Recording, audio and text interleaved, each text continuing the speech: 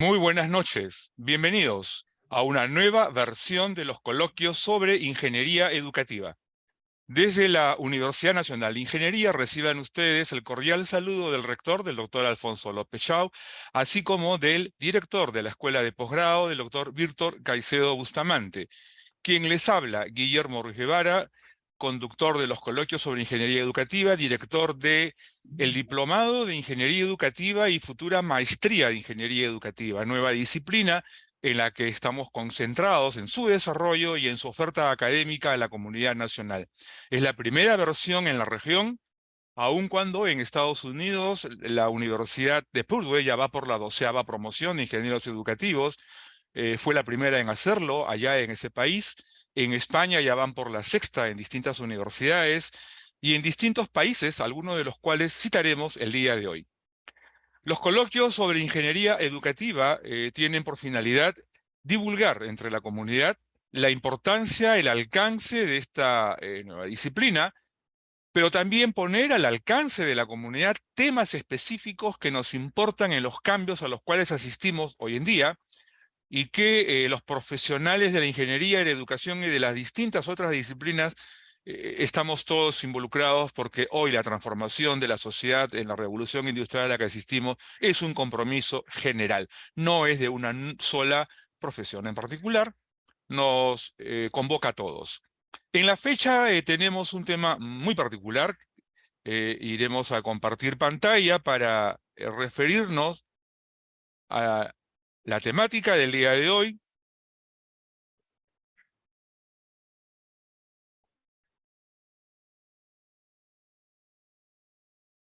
Veamos.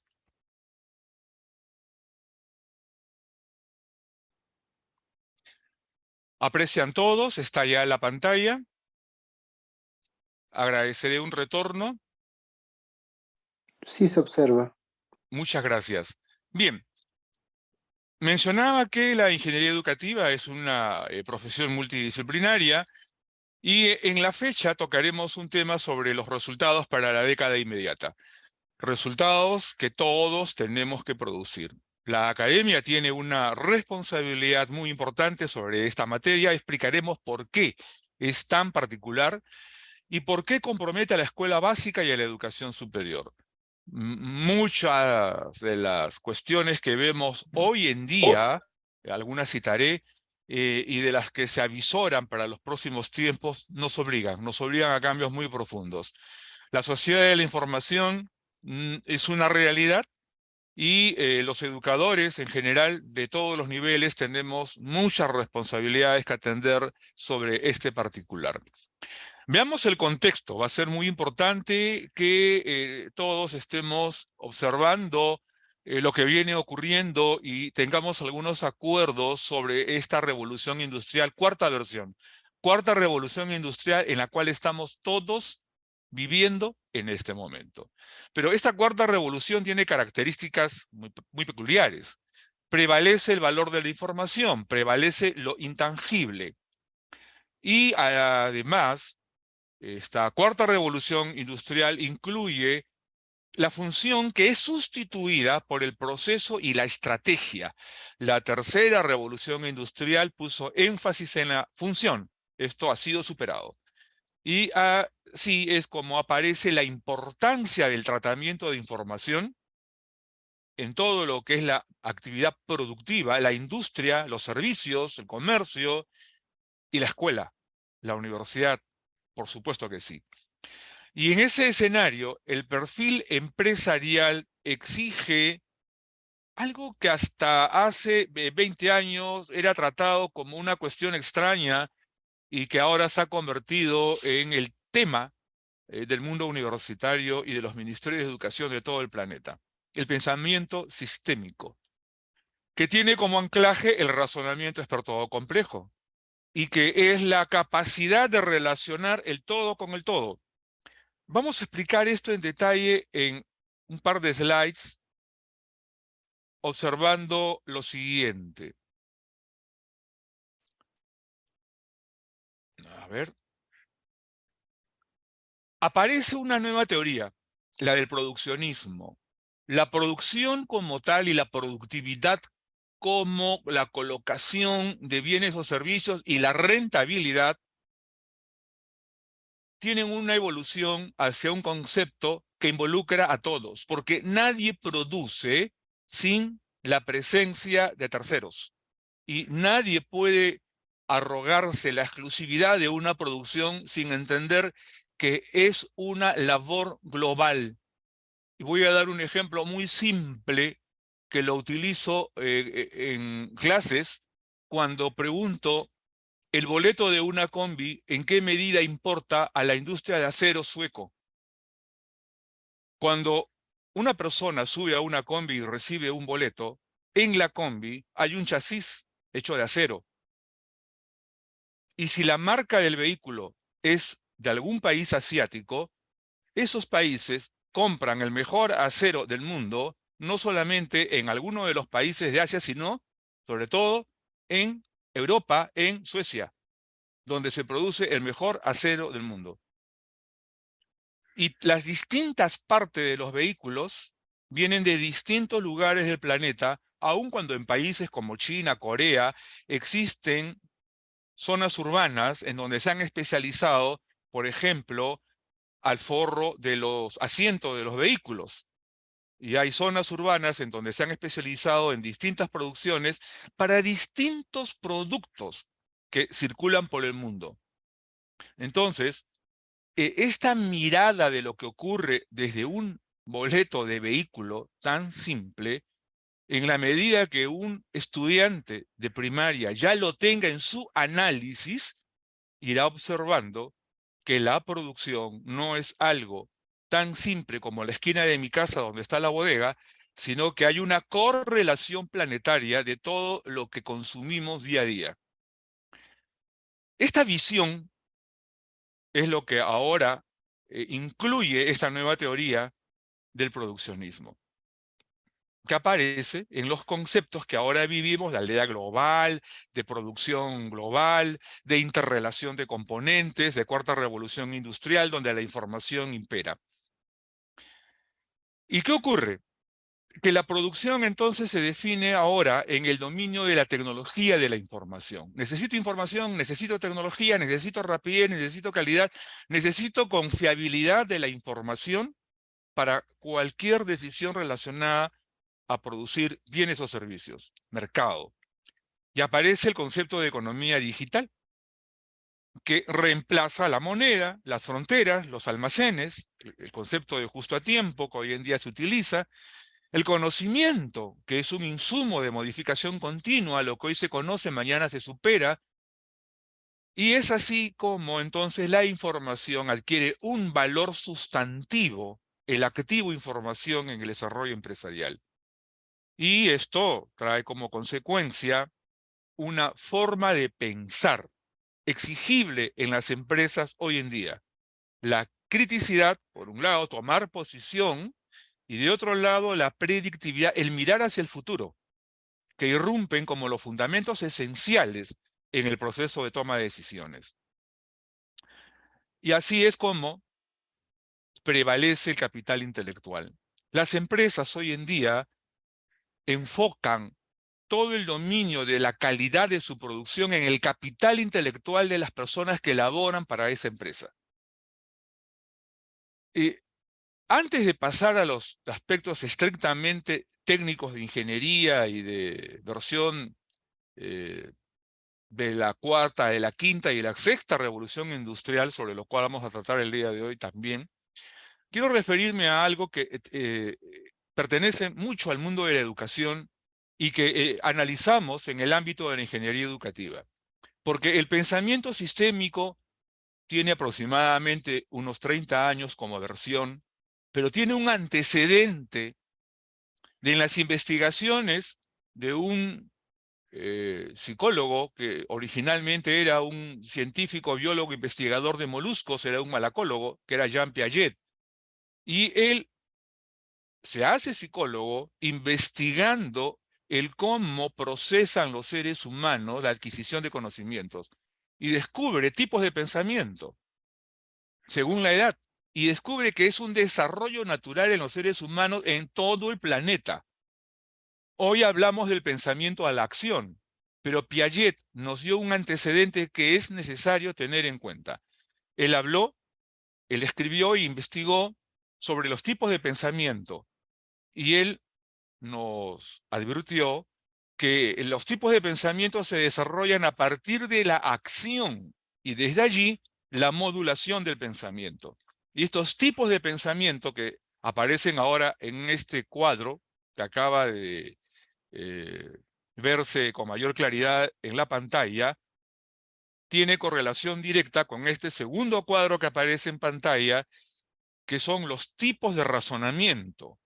Para el pensamiento intuitivo, el razonamiento motor sensorial, los niños, hasta los 7 años. Para el pensamiento transductivo, el tipo de razonamiento sincrético parte-parte, que aparece después de los 4 años hacia los 7 años. Y a partir de los 7 años aparece el pensamiento inductivo, cuyo anclaje es el razonamiento analítico de la parte al todo. Y luego, hacia los 12 años aproximadamente, no son edades calendario, son referencias calendario, aparece el pensamiento deductivo, cuyo anclaje es el razonamiento sintético, del todo a la parte. Un discípulo de Piaget, joven profesional, Frederick Fester, años después continúa con las investigaciones y cae en la cuenta que existe un tipo de pensamiento denominado sistémico, así lo calificó él, cuyo anclaje es el razonamiento experto, Listo. la relación todo. Vamos a A ver, voy a pedir resolver a quienes están en la sala que por favor el eh, primer ejercicio. A ver, apaguen tú su... mismo A eres ver, campeón. a ver, Perdón. a ver, por favor, pues Ahí está. voy a entrar un A momentito al ver, recuadro para ver quiénes están, para apagarlos. Ya, ok, ya.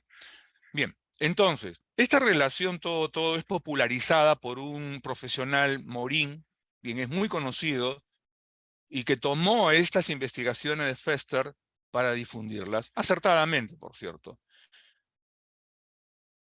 Con estos antecedentes, entro ahora a referirme, a ver, al nuevo escenario formativo de la sociedad digital. Los chicos que entran a la escuela hoy van a vivir la quinta revolución industrial, la sexta revolución industrial. Los chicos que están en la universidad hoy, aquellos que han ingresado el año anterior y estarán ingresando este año, van a vivir compitiendo en el ámbito de la quinta revolución industrial. Vamos a explicarlo con algún detalle en lo posible. Rápidamente veamos algunos hechos de esta revolución industrial y por qué ahora se llama cuarta y a qué llamamos quinta y sexta. Recordando que este espacio ha tenido como antecedente lo que fue la invención de la máquina a vapor, primera revolución industrial, la electricidad, segunda revolución industrial, la computadora, tercera revolución industrial, y el día de hoy pasamos al mundo de la información, que ya compete a lo que se llama la cuarta revolución industrial, pero esta cuarta revolución industrial ha evolucionado con mucha rapidez, nos trajo lo que se llama el Internet de las cosas, la domótica, y nos dio la oportunidad de tener sensórica que nos advierte, estemos donde estemos, al móvil, a la computadora, qué ocurre en casa, qué ocurre en oficina, qué ocurre en la infraestructura que generalmente transitamos. Y esto ya es una realidad que no impacta quizá en Perú, en Lima, eh, como ocurre en cualquier esquina de paradero, en Gijón, en España, en Valencia, en España, en Barcelona, en España, o en Ontario, en Canadá, o en otras ciudades del planeta, en donde la domótica ya es visible, donde en los parques hay sensores que advierten si en los tachos de basura hay productos tóxicos para que de inmediato vengan a eliminarlos, a recogerlos. Eso ya existe. Eso es común en las ciudades europeas, en las ciudades asiáticas, en nuestro país. Hay pasos importantes que dar para que esto acontezca como deseamos, pero esto ya es una realidad, ya es hoy. Los matices, las intensidades dependen de cada país, de cada gobierno, de cada empresa, de la conducta empresarial de los países. Lo cierto es que eso ya existe. Eso es algo que ya es visible y junto a ello, el mundo de la información para la producción de todo tipo, las estadísticas, la información en línea en tiempo real, los análisis continuos de los mercados y todo ello, ahora decimos en la nube, otra gran realidad del mundo contemporáneo, ¿no? Ya los centros de cómputo pasaron a la historia, ahora la nube es el lugar donde los datos se almacenan y desde donde se procesan los requerimientos de las empresas. Y acerquémonos ahora a lo que se viene. La quinta y sexta revolución industrial no son algo a ver de qué se trata. Esto ya está pronosticado, los investigadores, distintos autores ya lo precisaron, ya se anunció que va a ser la revolución industrial 5,0, donde la robótica de fierro irá en paralelo con la robótica de código, que son auxiliares en la producción, no solamente aquella de las líneas industriales, de las fábricas, sino también en los escritorios de las oficinas. Y voy a dar un ejemplo que es el RPA, ¿no? La automatización de procesos robotizados que le permiten a un profesor colocar un código que se encarga de evaluar los exámenes de sus estudiantes, 20, 30, 50, 80, 120 estudiantes, los que fueran, la cantidad no importa.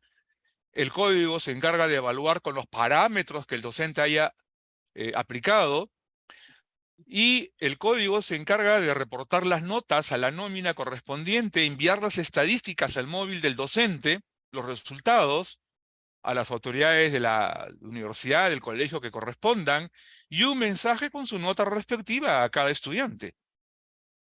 Esto ya existe también. Y acá en Lima ya hemos empezado a trabajarlo. Y junto con esto aparecen ya los primeros indicios de la biotecnología, de la nanotecnología. Digo primeros indicios porque esto todavía funciona a escala de grandes laboratorios y lo que se avecina llegará para la sexta revolución industrial ya con mucha intensidad.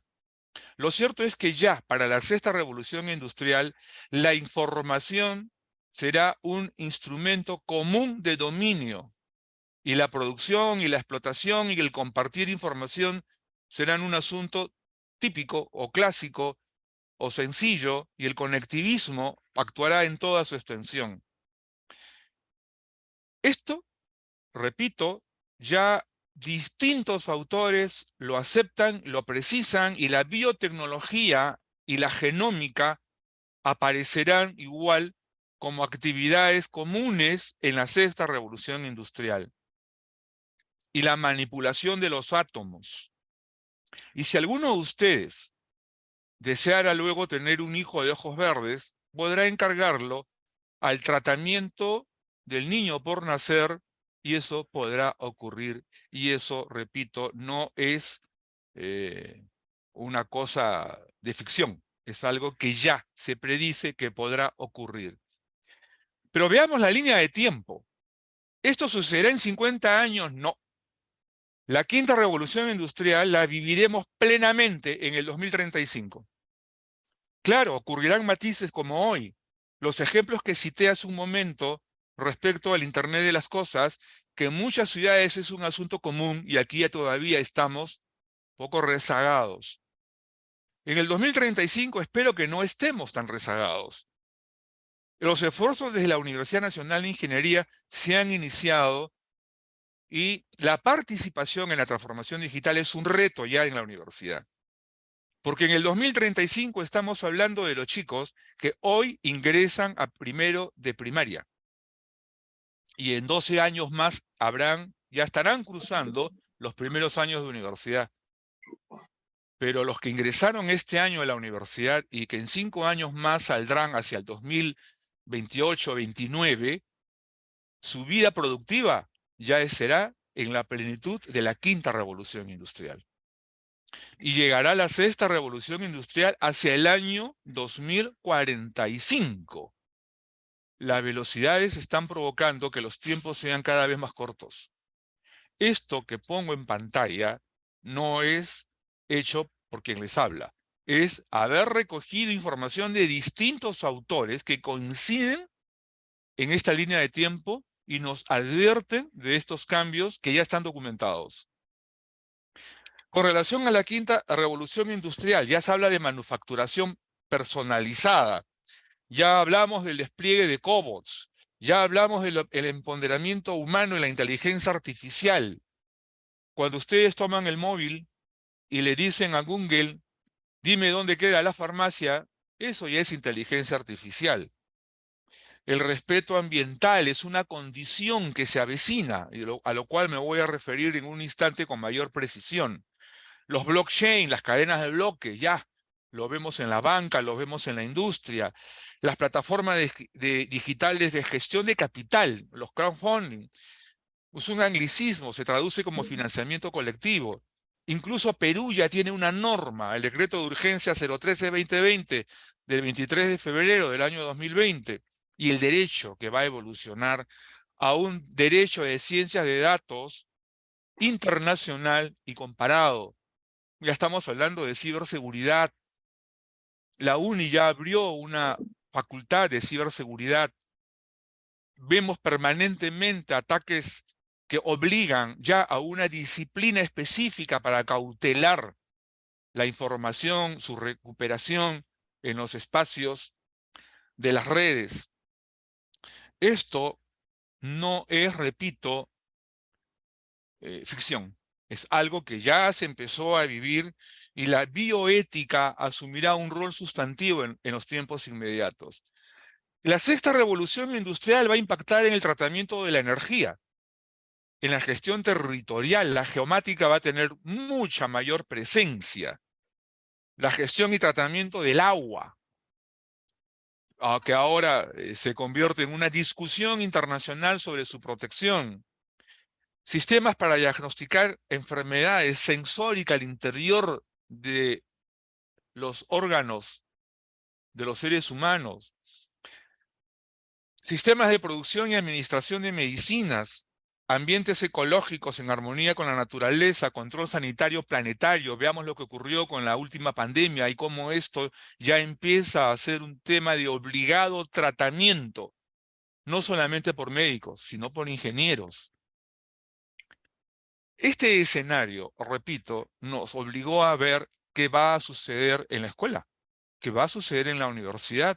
La universidad está preparando profesionales para que compitan en este escenario. La escuela está preparando a los futuros ciudadanos de la sociedad digital para que compitan en estos escenarios. ¿El trance digital ya lo hemos superado o todavía vivimos un intenso trance digital donde la ingenuidad impera? El proceso de transformación digital en las empresas tiene una estructura, va a ser continuo. De repente la mejor definición es transformación digital continua, pero esto tiene una repercusión en el escenario educacional. Veamos rápidamente la correlación de la primera a la sexta revolución industrial. Se citó que esto empezó con el motor a vapor, la energía hidráulica, no la mecanización. Eso fue la revolución industrial 1,0. Y la 2,0 fue la que llegó con la electricidad, la producción masiva, las cadenas de montaje industrial en las fábricas. Llegó la automatización con la computadora, llegaron las tecnologías de información, que fue la revolución 3,0. Ahora lo que estamos viviendo, la digitalización de contenido, los sistemas integrales, la industria 4,0. Y la 5,0, inteligencia artificial y computación cognitiva. Y la 6,0, nanotecnología, biotecnología, genómica, computación cuántica, servicios cuánticos. Para el 2045, la industria 6,0 estará en toda su plenitud. No es mucho lo que falta. Y se prevé que llegaremos hacia la era de la racionalidad. El ser humano no dejará de ser emocional. Pero ¿cuál es el equilibrio entre lo emocional y lo racional? Eso es lo que se procura. Por lo menos ese es el debate en la academia. Permítanme ahora unas notas y por qué es que tratamos este asunto de redefinir el acto formativo. Revisemos este informe, en donde Perú aparece en el puesto 73 entre 141 países, en donde se comparó el desarrollo en economía digital. Es un informe de enero del año anterior, del Digital Readiness Index, del índice de preparación digital. Pero hay un segundo informe del Centro de Competitividad Mundial que evaluó 64 países y Perú aparece en el puesto 57 en el índice de competitividad. El último informe que impactó mucho en nuestro país, el del Banco Interamericano de Desarrollo, que es un estudio solo del caso peruano. Y entre sus conclusiones aparece escaso talento digital. Esto fue publicado en julio del año anterior. Esto nos obliga a quienes somos responsables en las universidades y en escuela básica a ver qué estamos haciendo y qué nos toca hacer. Les pido a quienes están en la sala me ayuden en alguna crítica que pueda servirnos para construir soluciones. Y las soluciones en la Universidad Nacional de Ingeniería, pues iniciamos sus propuestas. Voy a ver algunos datos de las estadísticas mostradas. Este es parte de las estadísticas mostradas por el BID. A la pregunta, ¿actualmente su empresa utiliza alguna de las siguientes tecnologías en sus procesos de producción? Porcentaje de empresas, ¿no? Servicios avanzados en redes, 75%, sí, pues las mayorías han adoptado redes. Inteligencia artificial y aprendizaje autónomo, 36%. Robótica avanzada, 11,7%. Manufactura avanzada, 10%. Producción con impresión en 3D, 3,3%. Transporte autónomo, 3,3%.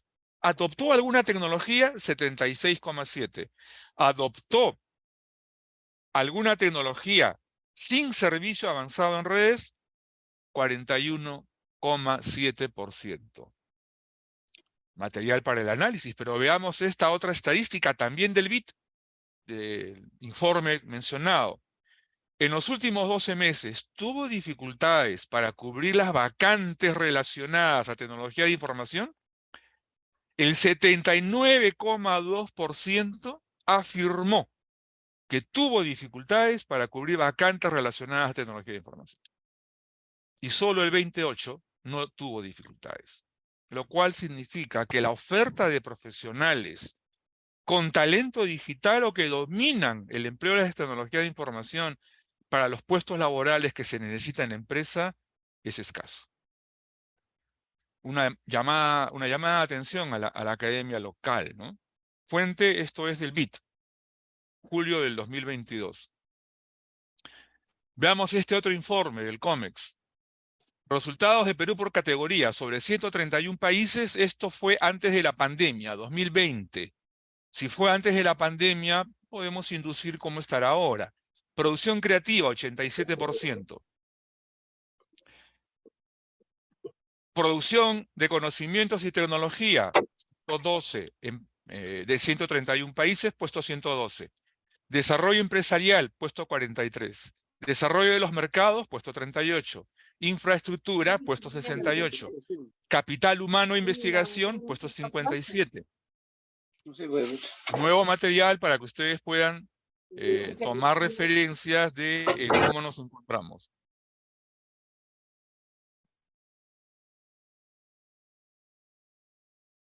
Esto se publicó en septiembre de 2020. ¿Estaremos mejor después de la pandemia? Bueno, veamos el caso japonés, donde a unos documentos que circularon en la década del 70-80 en Japón y que crearon lo que se llamó World Class Management, ¿no? La gestión de clase mundial. Hoy, Yahime Yamashina lo han considerado el padre de la ingeniería educativa total en Japón. Ha producido este modelo que ha sido adoptado por la totalidad de empresas japonesas, donde el método se basa en la ingeniería educativa total con un enfoque de desarrollo de capital humano y con un objetivo de cero analfabetismo en los procesos empresariales.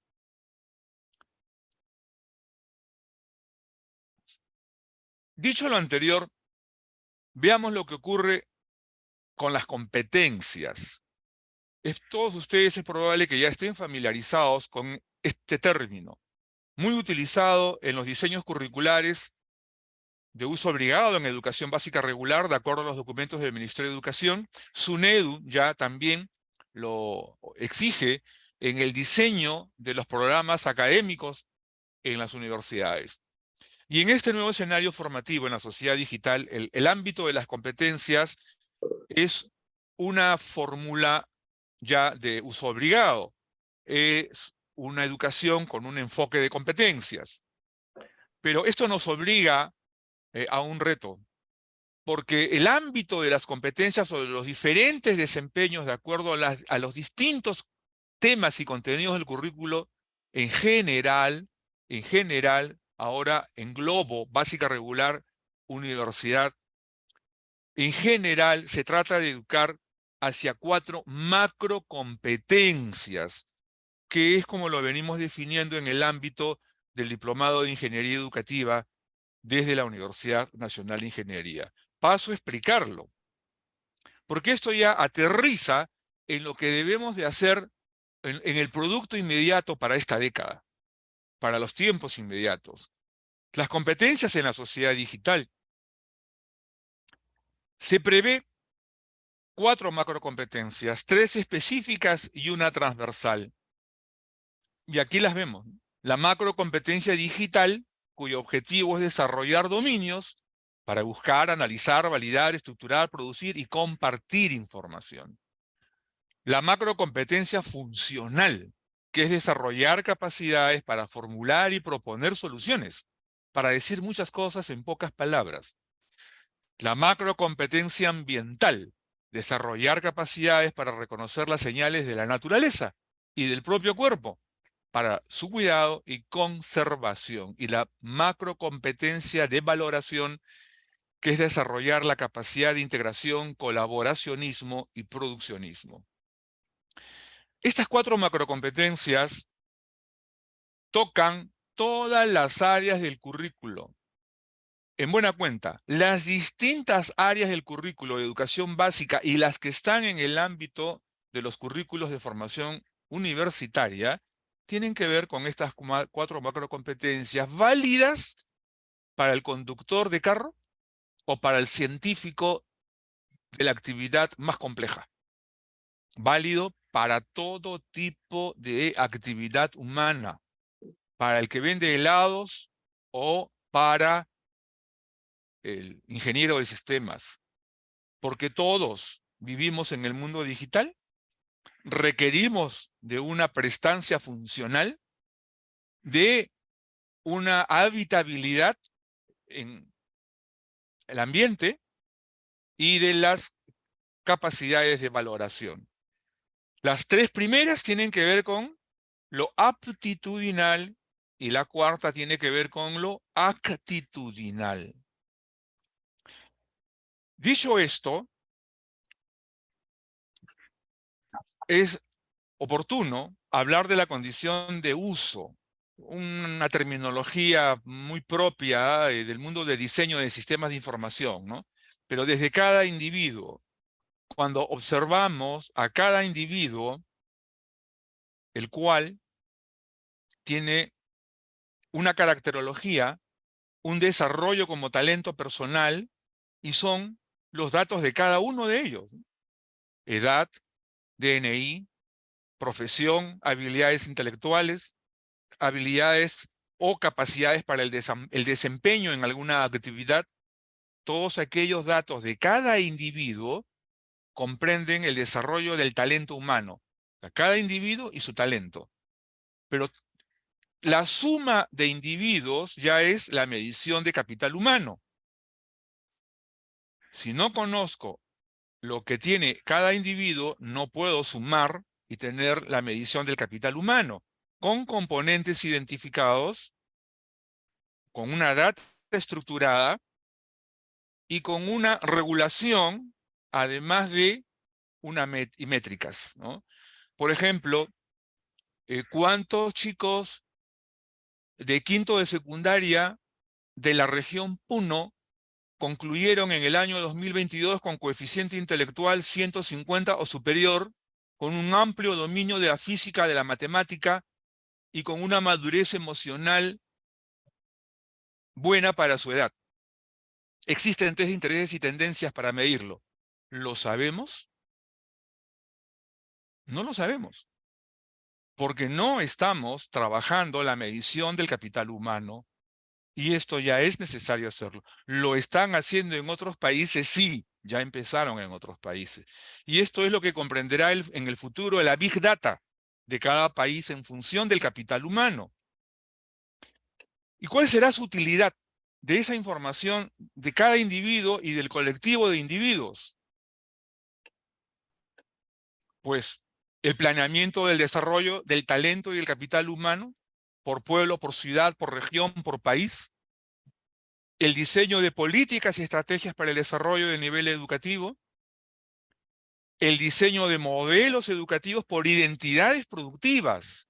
¿Alguien conoce cuál es la identidad productiva de Lambayeque, o de Huánuco, o de Huancavelica? Es necesario tener identidades productivas que sean correlacionadas con los modelos educativos y de preferencia macrorregionales. La incorporación del factor humano en los planes territoriales y prospectiva. La prospectiva de ese plan puede estar avisorada a 20, 30 años, pero no incluye factor humano, porque no hay data. Y entonces, tener los bancos y las minerías de datos y la información suficiente que nos permita hacer una analítica de las capacidades humanas para el caso peruano, y cada país para su respectivo caso, son las futuras urgencias en el desarrollo de los países. Este nuevo escenario formativo de la sociedad digital no es para 50 años, Luz, es para ahora, es desde hoy día.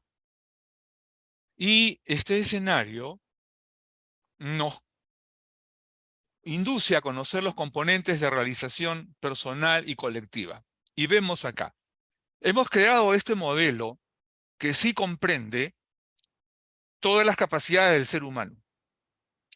¿Y cómo reclamamos la presencia de los psicólogos, no? Porque el desarrollo intelectual es medido por instrumentos. Existen más de 360 instrumentos en el planeta para medir coeficiente intelectual. Para medir desarrollo emocional existen más de 150 instrumentos. Para medir lo cognitivo, bueno, tenemos las libretas de notas y tenemos los resultados que publicamos en las universidades. Sobre eso todavía hay mucho por mejorar. Y sobre el desarrollo físico, los profesores de educación física son el único nivel que tiene un instrumento internacionalizado, que es la ficha antropométrica aprobada por el Comité Olímpico Internacional, que sirve para medir las capacidades físicas de todos los deportistas. Es el único estándar que hay a escala internacional.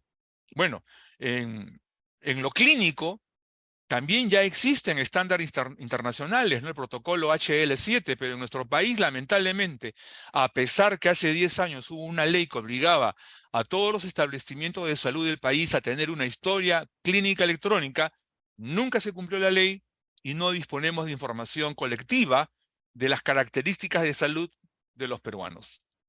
Si un peruano mañana viaja a cualquier país y le colocaran algún medicamento no prescrito para su capacidad orgánica, pues es posible que haya un desenlace fatal y que la información no la tenga el médico tratante porque no tenemos una historia clínica electrónica. Pero de todas maneras, estos son los componentes que necesitamos para armar la gran base de datos de la ficha electrónica de vida de los estudiantes y en un futuro inmediato desde el vientre materno. Porque para conocer las capacidades de desarrollo de los individuos hay que operar desde el vientre materno y educarlo desde el vientre materno. Y el proceso de educación no concluye, sino hasta que termina la vida de cada individuo. Como bien sabemos, la capacitación continua y muchos otros conceptos que ahora ya existen. Entonces, la ficha electrónica de vida del estudiante. Esta ficha electrónica permitirá el control del proceso formativo, decisiones para el mejoramiento continuo, analítica predictiva en un horizonte de 5 a 10 años y prospectiva en un horizonte de 10 a más años. Hemos empezado a trabajar sobre esto y ya se ha tomado decisiones para empezar a hacer pilotos dentro de la misma universidad. E iremos poco a poco sumando colegios, instituciones educativas en general, que quieran sumarse a esta cruzada nacional de producción de datos respecto a las características del talento y del capital humano peruano. Lo están haciendo ya en otros países. Hemos compartido información con otros centros académicos y tendría que resumir en una frase muy sensible. Hay mucho por hacer. ¿Qué exigir a la escuela básica en los próximos años? Sigamos observando esto en el nuevo escenario. Porque cuando definimos la ingeniería educativa, respondemos a esa pregunta. Cuando definimos la ingeniería educativa, hablamos de una disciplina que analiza, desarrolla y adopta procesos, técnicas, tecnología y regulación digital. Y citamos regulación digital porque hay muchas universidades, colegios y centros de capacitación que adoptan plataformas e-learning, por ejemplo, pero no adoptan las normas vigentes o protección de datos personales. Un ingeniero educativo debe saberlo. Para dar soporte al proceso educativo y de comunicación, aplicando métodos cuantitativos, técnicas informáticas y de conectividad, y así es como van surgiendo las bases conceptuales de la ingeniería educativa, aplicables a los subprocesos de enseñanza, aprendizaje, inducción del pensamiento, evaluación del educando, gestión de las organizaciones educativas y analítica predictiva. Esta es la tecnología digital en el proceso educativo y esta es a la pregunta ¿qué es ingeniería educativa? La respuesta. En este punto, permítanme hacer una acotación. Lo que se exige a la escuela básica regular y a la universidad es una transformación urgente, radical, en función de las exigencias de la empresa, de las exigencias de producción contemporáneas. Todos los que estamos en el mundo académico sabemos qué es lo que pide la empresa, pero en el mundo académico tenemos que sintonizarnos con esa exigencia. Se han dado algunos pasos. No es suficiente que nuestros graduandos tengan un idioma, 2 idiomas, si hace maestría o 3 idiomas, si hace doctorado.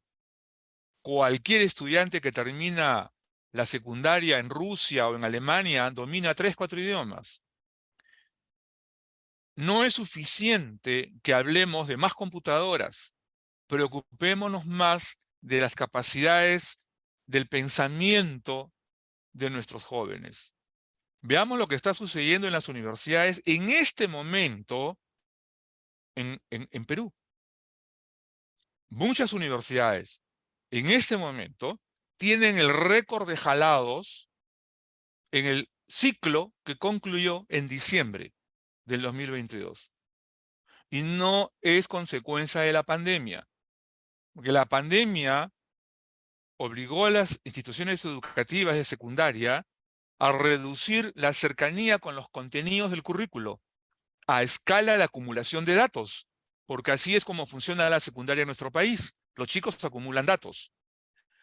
Pero lo otro que es más importante para sostenerse en la vida universitaria, el razonamiento, la capacidad de análisis, la observación, análisis, organización e interpretación, que se educan desde la primaria, es más, desde la educación inicial.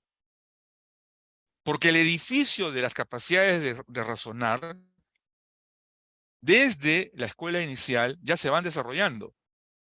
Lo que ha ocurrido entonces es que los defectos con que han llegado los chicos descubren o nos permiten afirmar que la escuela básica regular tiene que recomponer sus procesos y el producto educativo que le entrega a la universidad.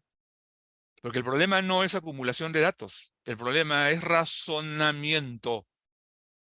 La mayoría de universidades peruanas en este momento tienen un récord de jalados en los estudiantes que han concluido el primer semestre o el semestre que terminó en diciembre del año anterior. No solo la UNI, pueden ustedes confirmarlo pidiendo información a otras universidades. Entonces, tenemos mucho por hacer y de ahí que surgió la preocupación de este coloquio que se está grabando, que lo vamos a divulgar, que se lo vamos a enviar al Ministerio de Educación y lo vamos a divulgar por la mayor cantidad posible de instituciones, porque esto es un llamado de atención a lo que nos corresponde hacer como servicio educativo y calidad de formación de seres humanos. Entonces, compartimos con ustedes esta preocupación y llega un punto en el que nos agradaría conocer sus puntos de vista, porque para eso son los coloquios, para compartir ideas. Bueno, gracias por la atención, pero nos importa mucho recoger sus puntos de vista. ¿Qué nos diría Rafael Marcelo, o Alfredo Alfaro, o don Filomeno, José Sotelo, a quien ya tengo el gusto de conocer, igual que Mario Aguilar? ¿Qué opinan sobre esta preocupación?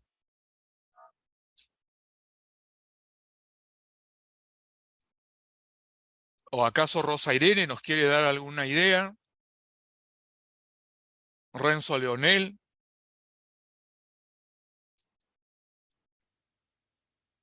Doctor, buenas noches. Buenas Yo noches. soy profesora un centro educativo primario inicial y tiene usted razón, ¿no?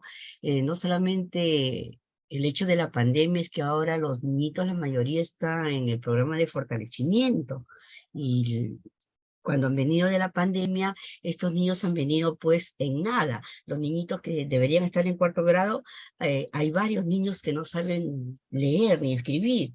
Entonces es una problemática prácticamente nacional, de repente internacional, ¿no? Pero acá yo les hablo del distrito del Callao, donde se está viendo esta preocupación, ¿no? A nivel del Callao prácticamente. Nosotros como directores pues estamos en eso, ¿no? Ahorita han tenido que llevar ellos 6 semanas de fortalecimiento que termine el día de mañana. Entonces estamos en eso. Hay niños que no, por esto de la pandemia, por lo que no se podían conectar, los padres pues no se han preocupado por ellos, algunos que ni han asistido a clases. Entonces, es verdad lo que usted dice, ¿no? En cuanto a que no solamente es la pandemia, sino también es ya algo probablemente una problemática a nivel social. Sí. Y no es solo peruana, ¿ah? O sea, tenemos que ponernos de acuerdo todos los responsables de los sistemas educativos en cómo mejoramos lo que estamos haciendo. PISA se inventó justamente para que los profesores del planeta se preocupen más por desarrollo intelectual que por desarrollo cognitivo, porque el desarrollo intelectual nos permite habilidades para buscar y construir conocimiento. Entonces, PISA está orientado a eso. Pero las escuelas pues tienen que modificar las estrategias con que operan la formación de los chicos. Con países como el nuestro, he presentado algunas estadísticas que demuestran que estamos en una posición muy poco ventajosa, ¿no? Una posición dramática. Entonces, algo tenemos que hacer todos juntos para superar esto. No podemos responsabilizar a la escuela básica regular. Todos tenemos algún tipo de responsabilidad que cumplir para que esto mejore, para superar esto. Y si es la sociedad digital de quinta revolución industrial, que está apenas a 12 años, no producimos ciudadanos que estén en condiciones de competir en ese escenario, la responsabilidad histórica va a ser nuestra. No va a ser ni de los gobernantes ni de los profesores del año 2035. Va a ser nuestra, porque nosotros somos la incubadora de las generaciones que en ese entonces van a estar en el escenario productivo, en el proceso de toma de decisiones. Esto es una invitación a todos. ¿Qué nos toca en los próximos 10 años? La universidad ha lanzado una iniciativa que se llama Nación Digital. Permítame compartir nuevamente acá un material que tengo a la vista. Pero Nación Digital no es otra cosa que una invitación para que todos hagamos esfuerzos en mejorar el talento digital. Y no por el hecho de manejar computadoras, cuidado, por favor, porque la computadora es un instrumento. Mejores computadoras no hacen mejores hombres. Esto lo escribió Robert Gilbert. Pero mejores hombres hacen mejores cosas con las computadoras. Cita también de Robert Gilbert. Eso es lo que tenemos que hacer. Cómo desarrollar las estructuras de razonamiento de nuestros estudiantes. Que usen computadoras es un asunto utilitario, pero que razonen lo que tienen que hacer, eso es lo fundamental. Entonces, Nación Digital es una invitación a toda la comunidad académica nacional para esforzarnos en este sentido. Este es el logo. Hay una página web, naciondigital.p, visítenla. Estas son las instituciones que ya nos están acompañando en el esfuerzo. Ojalá pudiéramos colocar acá el logo de más universidades que nos acompañen en el esfuerzo. Y esta cruzada de educación para el desarrollo de la sociedad digital pudiéramos llevarla adelante todos en conjunto. Que esto, una universidad sola no podrá hacerlo. El país es demasiado grande para que una universidad sola lo haga. Pero como ya expliqué, todos los estudios internacionales ya tienen un informe claro de cómo estamos. Entonces nos toca reaccionar. Cuando la especialidad de Ingeniería Educativa estuvo en estudio, en diseño, se previó que necesitamos 4.000 ingenieros educativos en los próximos 5 años o 4 años para conseguir resultados importantes.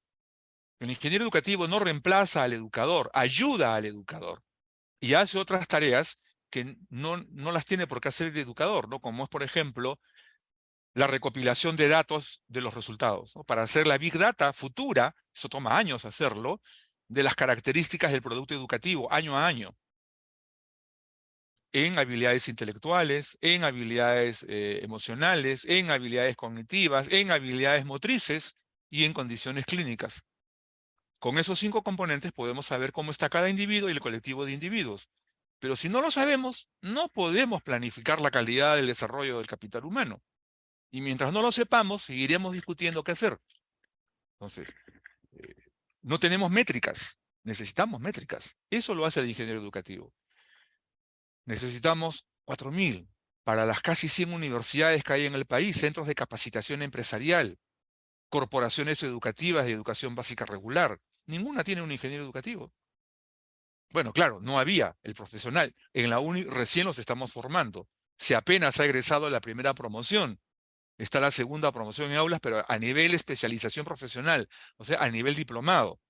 Esperamos que pronto SUNEDU nos apruebe la maestría. ¿Qué nos dice Rosalío Coaquira, ¿no? ¿Qué opinión tendría sobre estos temas? O Alex Ramón, o Rafael Marcel.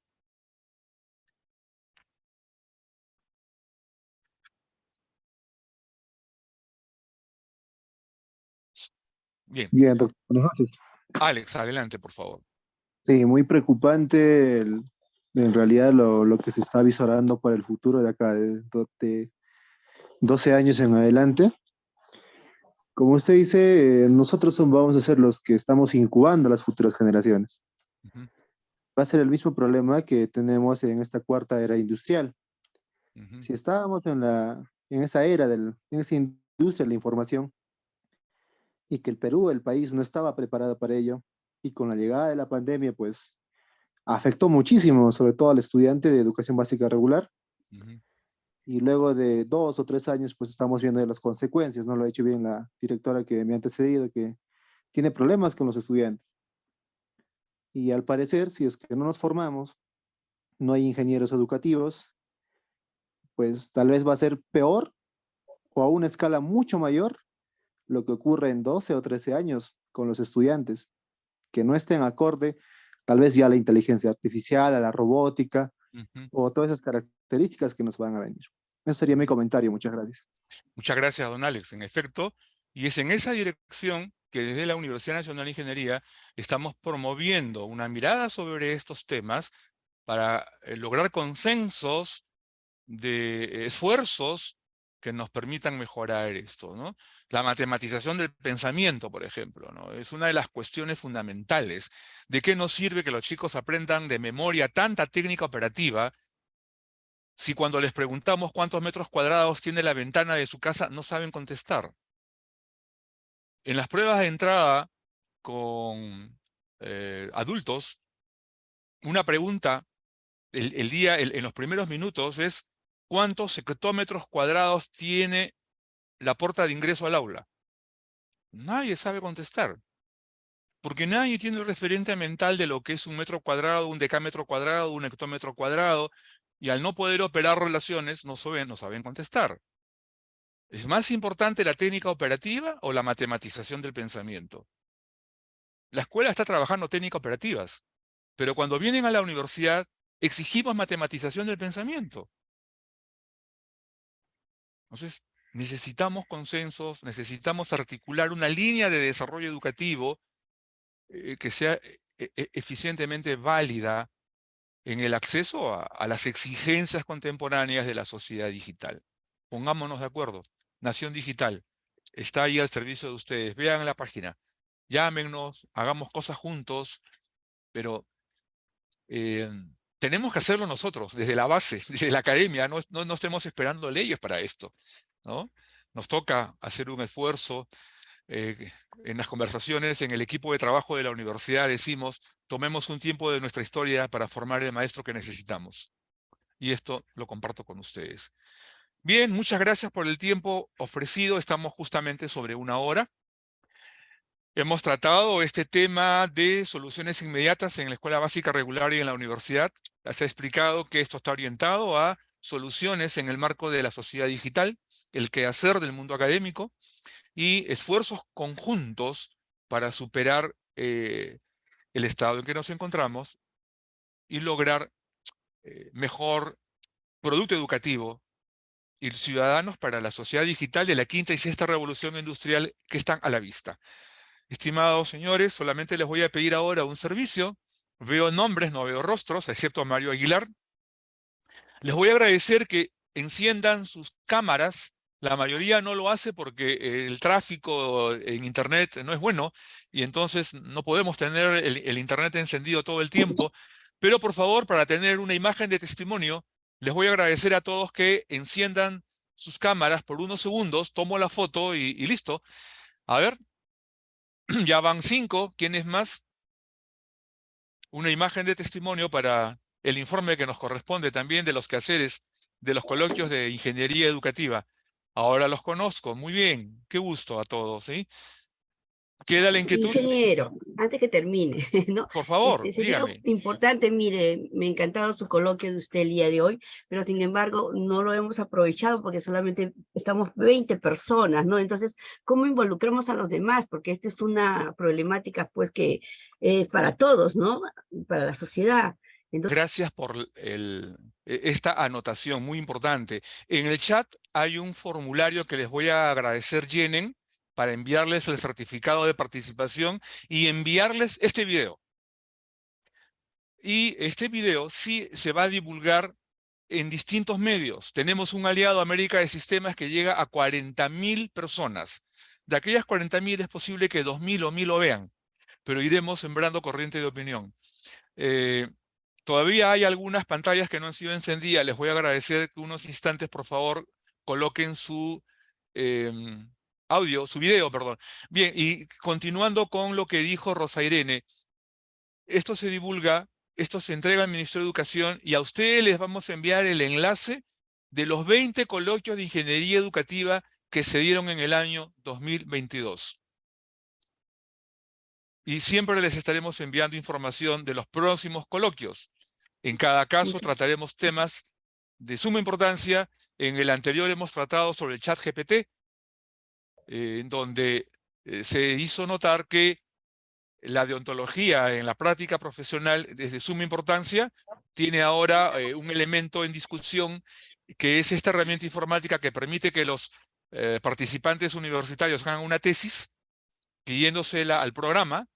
El chat GPT hace la tesis y el Turnitin o el Urcon y ningún otro producto informático pues, detecta el plagio.